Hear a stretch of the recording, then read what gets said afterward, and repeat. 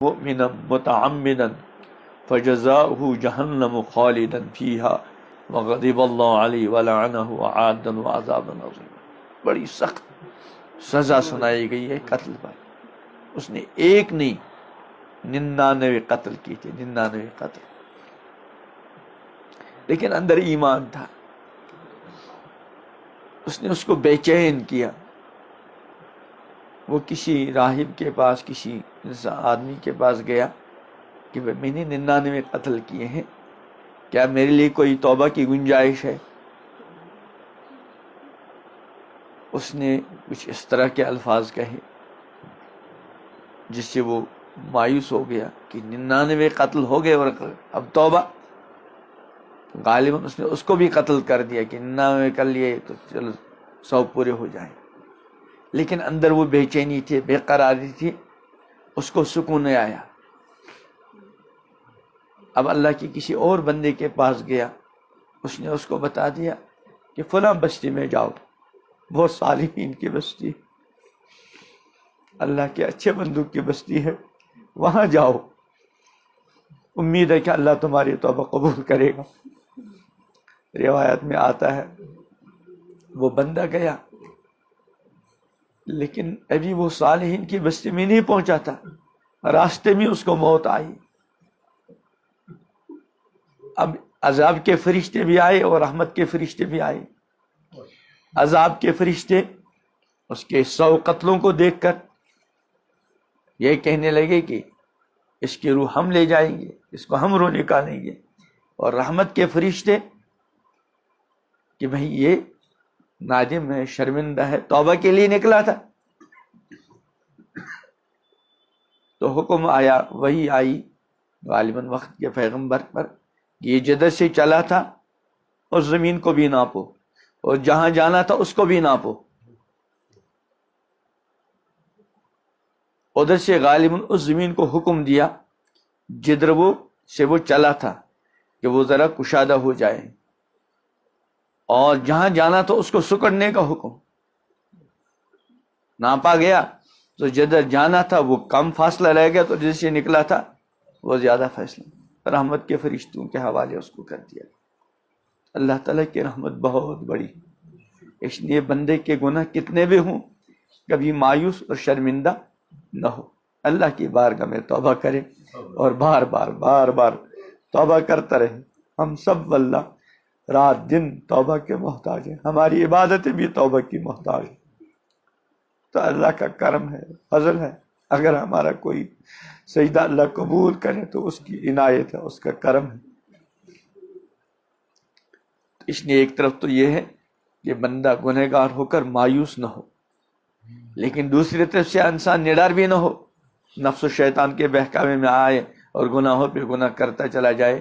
اس نے ایک طرف یہ فرمایا، نبئ عبادی انی انا الغفور الرحیم، میرے بندوں کو خبر دو کہ میں بہت مغفرت فرمانے والا ہوں اور بہت رحم فرمانے والا ہوں. اور ساتھ ہی یہ فرمایا وَأَنَّ عَذَابِي هُوَ الْعَذَابُ الْعَلِيمُ، یاد رکھیں میرا عذاب بھی بڑا دردناک عذاب.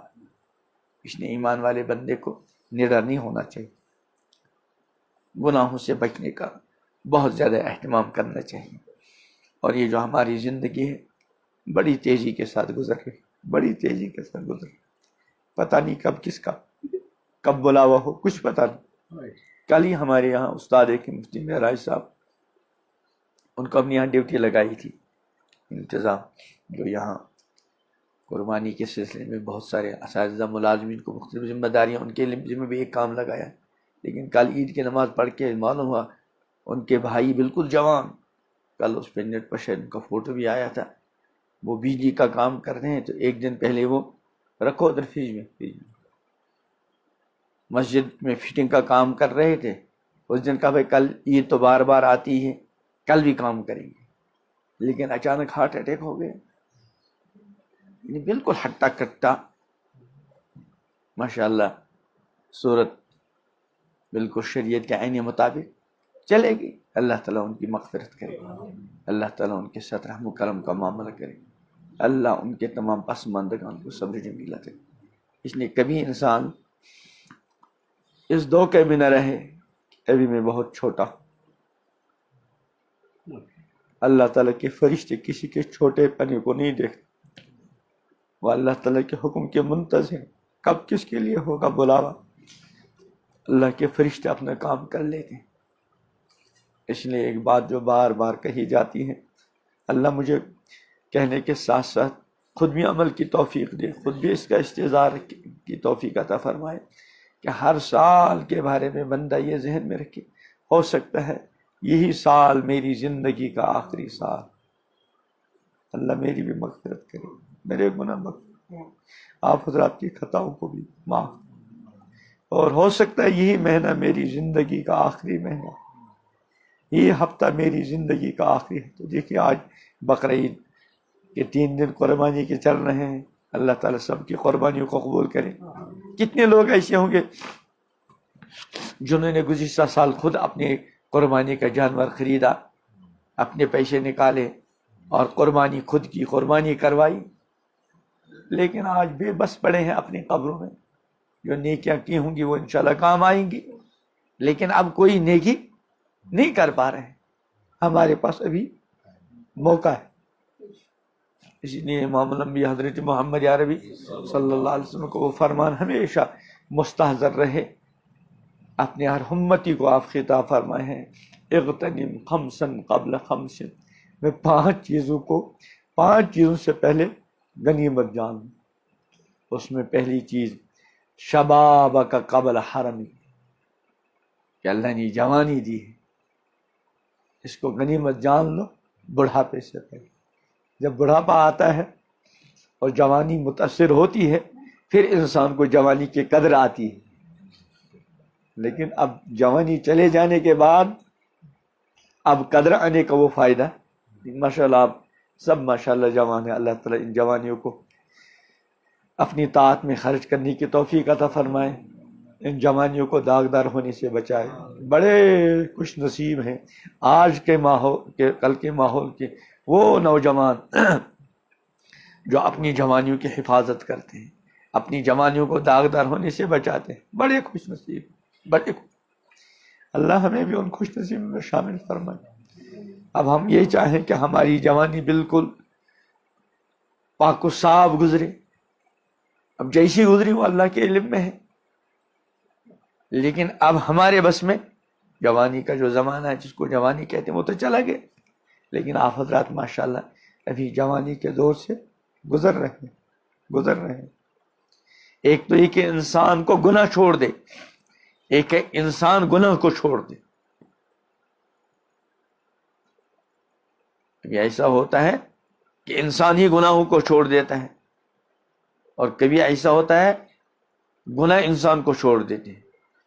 گناہ انسان کو چھوڑ دے اس کی اتنی ہے اصل اہمیت ہے کہ انسان گناہوں کو چھوڑ دے۔ جب جوانی چلی جاتی ہے تو بہت سے گناہوں کے تقاضے خود بخود دب جاتے ہیں، لیکن اس کی اسی لیے وہ مشہور ہے، در جوانی توبہ کردن شیوے پیغمبرا، در جوانی توبہ کردن شیوے پیغمبرا، کہ جوانی کے اندر توبہ کرنا یہ انبیاء کا طریقہ ہے۔ انبیاء تو معصوم ہوتے ہیں، لیکن معصوم ہونے کے باوجود اللہ کی بارگاہ میں توبہ استغفار۔ امام الانبیاء حضرت محمد عربی صلی اللہ علیہ وسلم معصوم تمام انبیاء کے امام ہیں، لیکن بعض مرتبہ ایک مجلس میں 70 بار 100 بار اللہ کی بارگاہ میں استغفار۔ تو در جوانی توبہ کردن شیوے پیغمبر، وقت پیری گرگ زادہ میں شود پرہیزگار۔ جب بڑھاپا ہوتا ہے تو بھیڑیے کا بچہ جو ہے جب وہ بھی بوڑھا ہو جاتا ہے تو وہ بھی پرہیزگار بن جاتا ہے۔ کیا مطلب؟ یعنی اب چونکہ اس کے اندر سکت نہیں رہی شکار کرنے کی، اب وہ بھی شکار نہیں کرتا، لیکن وہ اس وجہ سے نہیں بلکہ اس کے اندر صلاحیت اب ختم ہو گئی۔ تو ایسی جب گناہ کرنے کی صلاحیت ختم ہو جائے اس وقت بندہ یہ گناہوں سے بچے، یہ کوئی کمال نہیں۔ کمال یہ ہے کہ گناہوں کا تقاضا ہو اور گناہ کرنے پر قدرت ہو، گناہوں کی دعوت مل رہی ہو، پھر بھی ایمان بندہ جوان جو ہے وہ گناہوں کو ٹھکراتا ہے، اپنے آپ کو گناہوں سے بچاتا ہے۔ اللہ کی اس کی بہت قدر و قیمت۔ تو فرمایا جوانی کو غنیمت جان لو بڑھاپے سے۔ اسی طرح اور 4 چیزیں آپ نے فرمائی. صحت کو غنیمت، کتنی عظیم نعمت ہے صحت، واللہ بہت عظیم نعمت ہے. اللہ اس صحت کی قدردانی کی توفیق. کتنے لوگ ہیں، کل ہی ہمارے یہاں کے ڈاکٹر صاحب ہیں، ان کو کوئی کمر میں تکلیف ہے تو کہہ رہے ہیں اب میری طبیعت کا بیمار ہوں، اب سجدہ نہیں کر پاتا. نماز تو پڑھتے ہیں لیکن سجدہ نہیں کر پاتا. اب یہ سجدہ کرنا اللہ کی بارگاہ میں کتنی عظیم نعمت ہے، جس کی اللہ نے ہم کو اپنے کرم سے، اپنے فضل سے قدرت عطا فرمائی. اس کا فائدہ اٹھائے. کتنے لوگ ایسے ہیں بڑے نیکوکار، لیکن کوئی ایسا عذر پیش آ گیا، سال سے زمین پیشانی پہ نہیں رکھ پا رہے. قرآن میں ہے کہ قیامت کے دن بہت سارے لوگوں کو سجدے کے یدعون الی السجود فلا یستطیعون، ان کو سجدے کے لیے بلایا جائے گا لیکن وہ سجدہ نہیں کر پائیں گے. کمر بالکل سیدھی لوہے کی طرح ہو جائے گی. اور وجہ کیا ہوگی کہ ان کو اس سے پہلے دنیا میں سجدے کے لیے بلایا جاتا تھا اور وہ ٹھیک تھے، لیکن سجدہ اس وقت تو کرنا چاہیں گے لیکن ان کو سجدہ کرنے کی طاقت اب نہیں ہو. تو صحت کی نعمت اللہ کی بہت بڑی نعمت. ایک صحت مند نوجوان اللہ کی بارگاہ میں نماز کے اندر آدھا گھنٹہ ایک ایک رکعت میں کھڑا رہ سکتا ہے، گھنٹہ کھڑا رہ سکتا ہے. لیکن جب بڑھاپا آ جاتا ہے تو پھر منٹوں کھڑا رہنا مشکل. اور یاد رکھیں، جو خوش نصیب اللہ کے بندے جوانی کے اندر، صحت کے اندر اللہ کی بھرپور عبادت کرتے ہیں، جتنا ان کے بس میں ہوتا ہے وہ نمازوں کے اعتبار سے، صدقات و خیرات کے اعتبار سے، روزوں کے اعتبار سے مختلف قسم کی عبادات کرتے رہتے ہیں. پھر جب زندگی لمبی ہو جاتی ہے، عمر زیادہ ہو جاتی ہے، تو پھر انسان کی عبادت کا جو معاملہ ہے وہ بھی متاثر ہوتا ہے، پھر اتنا نہیں کر پاتا. لیکن روایت میں آتا ہے اللہ تعالیٰ فرشتوں کو حکم دیتے ہیں جب تک میرا بندہ صحت مند تھا، تندرست تھا، جوان تھا، یہ بہت کچھ کرتا تھا. اب جس کی صحت متاثر ہو گئی ہے اب اتنا نہیں کر پاتا. لیکن فرشتوں تم لکھنے میں کمی نہیں کرنا، وہ برابر لکھتے ہیں جتنا وہ جوانی اور صحت کے زمانے میں کر رہا تھا. اور اس کی نیت یہ تھی میں پوری زندگی اسی طرح نوافل کا اہتمام کرتا رہوں گا. لیکن اب بیچارہ متاثر ہو گیا، تو جتنی نیکیاں تم اس کی جوانی کے زمانے میں لکھا کرتے تھے اب بھی لکھیں. اس لیے بہت خوش نصیب ہیں وہ نوجوان جو جوانی کی قدر کرتے ہیں اور اس کا صحیح استعمال کرتے ہیں. پھر اللہ تعالیٰ کی بہت بڑی نعمت ہے کہ آپ لوگوں کو اللہ نے ایک دین کا ذہن عطا فرمایا. دیکھیے آج عید کا دن ہے، آج کل 3 دن تو عید ہوتی ہے. میرا بھی ارادہ ذہن میں تھا نہیں ہے، لیکن میں سے کوئی نہ کوئی آئے گا، تو اس لیے زید نے فون کیا. میرے ذہن میں پہلے بھی تھا، میں نے کہا میں آؤں گا، شاید کوئی آ سکتا ہے. یہ جو آپ عید کے دن، خوشی کے دن اس وقت اپنے گھروں کو چھوڑ کر آئے ہیں، یہ اللہ کی اتنی بڑی نعمت ہے، اتنی بڑی نعمت ہے. اللہ جانتے ہیں. دیکھیے ماشاءاللہ 100-200 جب بندے آتے ہیں، لیکن آج سارے نہیں آ پائے، لیکن آپ کو گھر میں چین نہیں آیا. یہ اللہ کی بہت بڑی نعمت ہے. اللہ تعالیٰ کے لیے کوئی قدم اٹھے، اللہ تعالیٰ کے لیے اٹھنے والا کوئی قدم ضائع نہیں ہوتا. اس لیے اس کی بھی اللہ تعالیٰ کی بارگاہ میں شکر گزاری کی عادت بنانی چاہیے.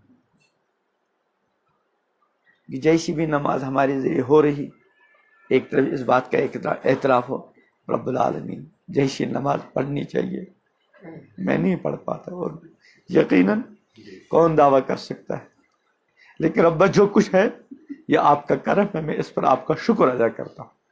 یعنی اپنے گھروں سے نکلنے کی توفیق عطا کرتے ہیں.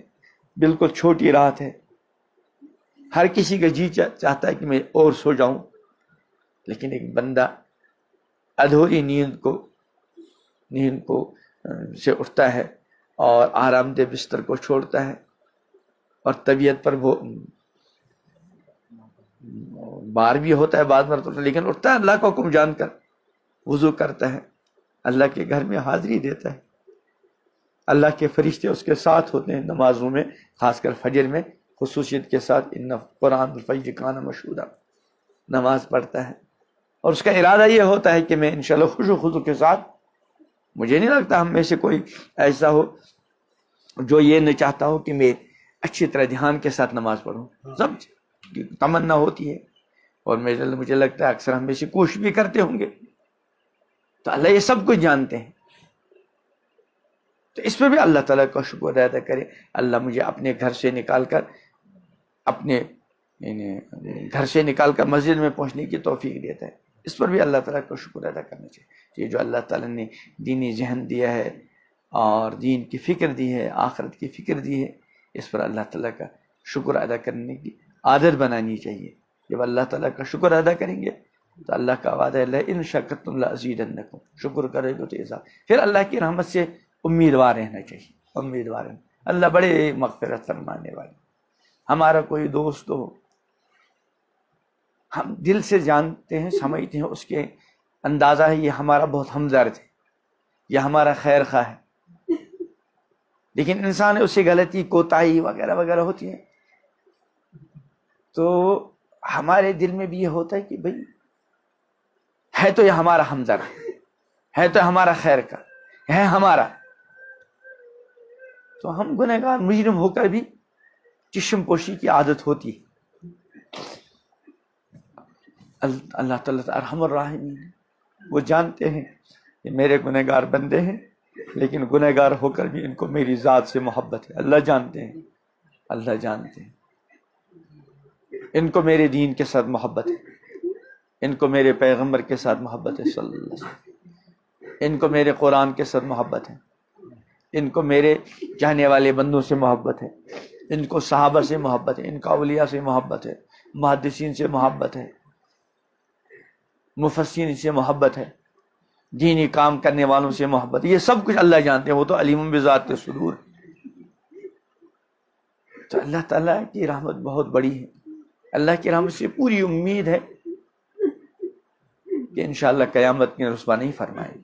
تو قرآن نے ارشاد فرمایا یا ایھا الذین آمنوا توبوا الی اللہ توبۃ نصوحا، اے ایمان والو اللہ کی طرف خالص توبہ کرو، عسیٰ ربکم ان یکفر عنکم سیئاتکم، امید ہے اللہ تمہارے سارے گناہ کیا کریں گے، معاف کریں گے، ویدخلکم جنات تجری من تحتہا الانہار، اور تمہیں ایسی جنتوں میں، ایسے باغات میں داخل کریں گے جن کے نیچے نہریں جاری، یوم لا یخزی اللہ النبی والذین آمنوا معہ، جس دن اللہ اپنے پیغمبر کو اور جو ان کے ساتھ ایمان لائے ان کو رسوا نہیں کریں گے۔ اللہ تعالیٰ کی ذات سے بڑی اچھی امید رکھنی ہے انشاءاللہ، لیکن ساتھ ساتھ اپنے آپ کو گناہوں سے بچنے کا اہتمام بھی کر رہے ہیں۔ بندہ بشر غلطی ہو جاتی ہے، فوراً اللہ کی بارگاہ میں اپنے آپ کو پیش کیا، اپنی کوتاہیوں کو پیش کیا، رب العالمین بڑی مغفرت فرمانے والے ہیں۔ تنہائی میں کبھی ایک آدھ قطرہ آنسوں کا بہایا، حدیث میں آتا ہے 2 آنکھوں پر اللہ تعالیٰ نے جہنم کی آگ کو حرام کیا ہے، ایک وہ آنکھ جو کہیں کسی سرحد پر اللہ کے راستے میں پہرا دینے میں جاگی، اور دوسری وہ آنکھ جس سے کبھی تنہائی میں اللہ کے خوف سے آنسو کا قطرہ نکلا۔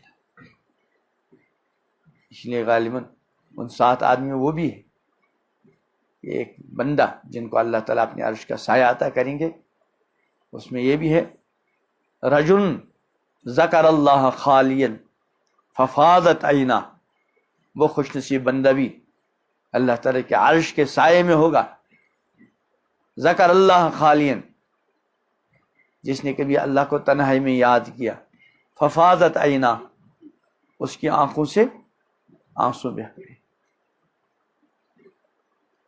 مچھر کے پر کے برابری کے بھی اگر آنسو نکلا اللہ کے خوف سے تو اللہ کی اس کی بہت بڑی قدر و قیمت ہے۔ اس لیے کہ رونے کی بھی عادت بنانی چاہیے، خاص کر تنہائیوں میں۔ حدیث میں آتا ہے حضور علیہ السلام فرمایا رو، اگر رونا نہ آئے تو بتکلف رونے کی کوشش کرو، اس لیے کہ قیامت میں لوگ روئیں گے اور روتے روتے آنسو ختم ہوں گے. جب آنسو ختم ہوں گے تو خون کے آنسو بہیں گے, اور اتنا خون اور آنسو بہیں گے کہ اگر اس میں کشتیاں چھوڑی جائیں تو کشتیاں چلنے لگیں. تو اس لیے حتی الامکان کوتاہیوں سے, گناہوں سے بچنے کا اہتمام کرنا چاہیے. لیکن بندہ بشر ہے, غلطی ہو گئی, کوتاہی ہو گئی, غفلت ہو گئی, فوراً اللہ تعالیٰ کی بارگاہ میں توبہ. اور کبھی اپنے اوپر تعلی کی نگاہ نہیں کہ میں کچھ ہوں, اور کبھی کسی پر تحقیر کی نگاہ. پتہ نہیں اللہ تعالیٰ کو کس مجرم گنہگار کی کون سی نیکی, کون سی ادا پسند آئے اور اس کا بیڑا پار ہو, اس کی مغفرت ہو, اور کس نیکوکار کی کس غلطی پر, جس کو لوگ دنیا میں نیکوکار سمجھتے ہوں, پتہ نہیں کس جرم پہ پکڑ ہو اور چھٹکارا ملنا مشکل ہو جائے. اس لیے کبھی اپنے اعمال کی وجہ سے, اپنے تقوی کی وجہ سے, اس لیے تو قرآن نے فرمایا فلا تزکوا انفسکم, اپنے آپ کو پاک مت گردانو, وہ عالم بمن اتقی, وہ جانتا ہے خوب کون متقی. اس نے تو فرمایا یا ایھا الذین آمنوا لا یسخر قوم من قوم, اے ایمان والو کوئی قوم کسی قوم کے ساتھ تمسخر نہ کرے. کیوں؟ عسیٰ ان یکونوا خیرا منہم, ہو سکتا ہے وہ جن کا تم تمسخر کر رہے ہو, جن کو تم کچھ نہیں سمجھ رہے ہو. اس لیے کہ انسان جب کسی کو کچھ سمجھتا ہے اس کے ساتھ تمسخر کا معاملہ نہیں کرتا, اور اس کے ساتھ ہمیشہ ادب و احترام کا معاملہ کرتا ہے. تمسخر عموماً اس لیے کرتا ہے کہ انسان اس کو کچھ نہیں سمجھتا. فرمایا لا تسخر قوم من قوم, کوئی جماعت کوئی قوم کسی قوم کے ساتھ تمسخر نہ کرے. کیوں؟ عسیٰ ان یکونوا خیرا منہم, ہو سکتا ہے وہ جن کے ساتھ تمسخر کیا جا رہا ہے وہ ان تمسخر کرنے والوں سے کیا ہوں, اچھے. ولا نساء من نساء, اسی طرح عورتوں کو بھی ہے, کوئی عورتوں کی جماعت, کوئی عورت دوسری کو کیا نہ سمجھے, حقیر نہ سمجھے, ان کے ساتھ تمسخر نہ کرے. عسیٰ ان یکن خیرا منہن, ہو سکتا ہے وہ جن کے ساتھ تمسخر کیا جا رہا ہے عورتیں, وہ ان تمسخر کرنے والوں سے کیا ہوں, بہتر ہوں. اس لیے حکیم الامت تھانوی رحمۃ اللہ علیہ کا وہ ملفوظ مشہور ہے کہ میں ہر ایمان والے کو حالاً اور ہر ایک غیر ایمان والے کو احتمالاً اپنے سے بہتر سمجھتا ہوں. کیا مطلب؟ کہ ہر ایمان والا چاہے کتنا ہو, شرابی کبابی ہی کیوں نہ ہو, کیسا ہی ہو, تو میں اپنے دل میں یہ سمجھتا ہوں ہو سکتا ہے اس کے اندر اس وقت بھی کوئی ایسی خوبی موجود ہو کہ اللہ کی بارگاہ میں یہ مقبول ہو, اور میرے اندر کوئی ایسی خرابی ہو کہ اللہ کی میری کوئی قدر و قیمت. اور ہر غیر ایمان والے کو احتمالاً کا مطلب یہ ہے کہ ہر غیر ایمان والے کے بارے میں یہ احتمال ہو سکتا اللہ اس کو کبھی ایمان دے. حدیث میں دو بھائیوں کا تذکرہ آتا ہے, ایک بھائی بہت نیکوکار, بہت متقی, پرہیزگار, عابد, زاہد, اور دوسرا جو ہے گنہگار مجرم. وہ نیکوکار بھائی اپنے اس گنہگار بھائی کو بار بار سمجھاتا, گناہوں کی نفرت دلاتا. جب تنگ آ گئے ایک دن اس نے آ گیا غصہ اور جذبات میں آ کر قسم کھائی, اللہ کی قسم کہ اللہ تجھے معاف نہیں کرے گا. وقت کے پیغمبر پر وحی آئی, یہ کون ہوتا ہے قسم کھانے والا, میں نے اس کے سارے گناہ معاف کر دیے اور اس کی ساری نیکیوں کو ختم کر دیا. اس لیے کوئی کبھی کی ہمدردی الگ چیز ہے. جب کسی کو ہم دیکھیں کسی گناہ کے اندر مبتلا, کسی کوتاہی کے اندر مبتلا, نماز میں غفلت کرتا ہے, تلاوت میں غفلت کرتا ہے, تو ہمدردی اور نیکوکاری کی طرف ترغیب دینا یہ تو ہماری دینی ذمہ داری ہے. محبت کے ساتھ, ادب کے ساتھ, احترام کے ساتھ موقع محض دیکھ کر سمجھانا وہ ذمہ داری ہے.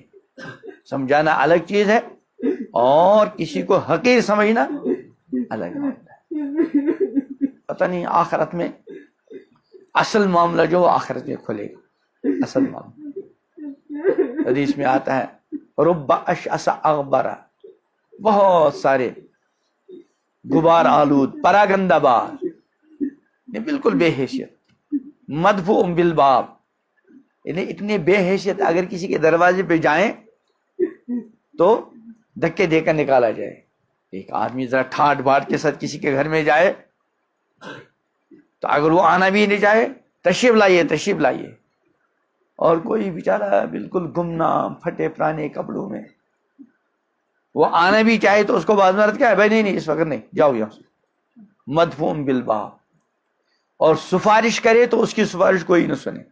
کوئی بڑا آدمی دینی اعتبار سے دینی اعتبار سے کسی کی سفارش کرے تو اس کا ایک اثر لیا جاتا ہے، لیکن بالکل گمنام پھٹے پرانے کپڑوں میں وہ کسی کی سفارش کرے اس کو کوئی سنتا بھی نہیں۔ انہیں مطلب یہ ہے کہ دنیوی اعتبار سے اس کی کوئی حیثیت ہی نہیں۔ یہ بھی آیا ہے اگر وہ کبھی غائب ہو، ہفتہ غائب رہا، محلے میں نہیں کہیں گیا تھا، کوئی پوچھے گا بھی نہیں کہ وہ فلاں تھا کہاں ہے۔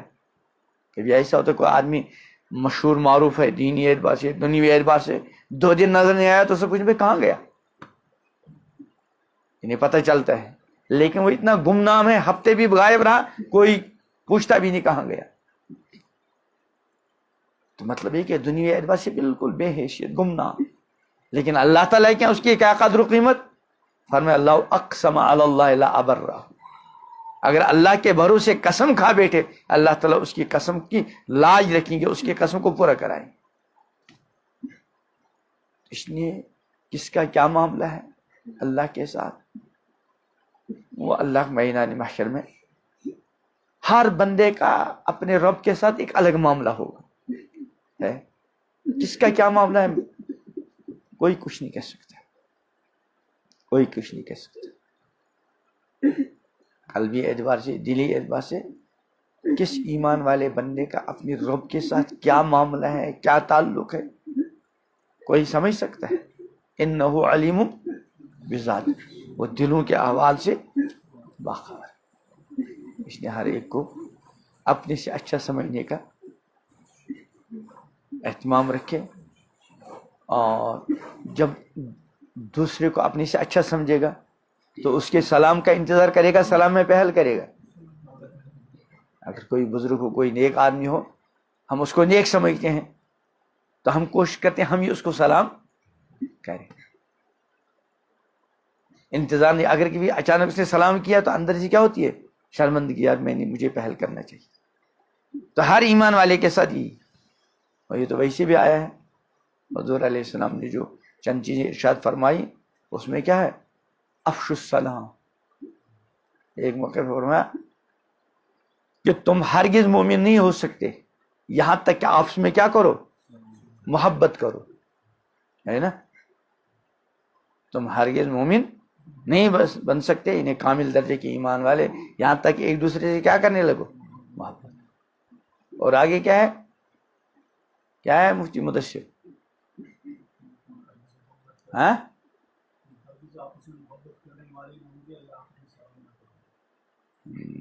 کچھ اور بھی، تیسرا جملہ بھی ہے کچھ۔ پھر فرمایا کیا میں تم کو وہ بات بتلاؤں کہ جب تم اس کو آپس میں کرنے لگو تو آپس میں محبت ہو جائے؟ عرض کیا ضرور۔ فرمایا افشوا السلام بینکم، آپس میں سلام کو پھیلاؤ۔ جب سلام کو پھیلاؤ گے تو آپس میں کیا بڑھے گی؟ محبت، اور محبت بڑھے گی تو یہ فرمایا لا تدخلوا الجنت حتی تؤمنوا، یہ حدیث پوری، تم جنت میں داخل نہیں ہوگے جب تک کہ ایمان نہیں لاؤ گے۔ پھر فرمایا اور تم اس وقت تک مومن نہیں ہوگے جب تک آپس میں کیا نہ کرنے لگو؟ محبت کرنے لگو۔ اور پھر فرمایا کیا میں بتلاؤں وہ چیز اگر تم اس کو کرو گے تو آپس میں کیا کرو گے؟ محبت۔ پھر فرمایا افشوا السلام بینکم، آپس میں سلام کو پھیلاؤ۔ تو اس لیے ہر کوئی سلام کے اندر کیا کرے؟ پہل کرنے کی کوشش کرے۔ اللہ تعالیٰ ان باتوں کو میرے لیے آپ کے لیے مفید و کارآمد بنائے۔ اللہ میرے گناہ بھی معاف کر دے، آپ حضرات کی غلط کوتاہیوں کو معاف۔ تھوڑی دیر ذکر کریں گے۔ نماز کتنے بجے؟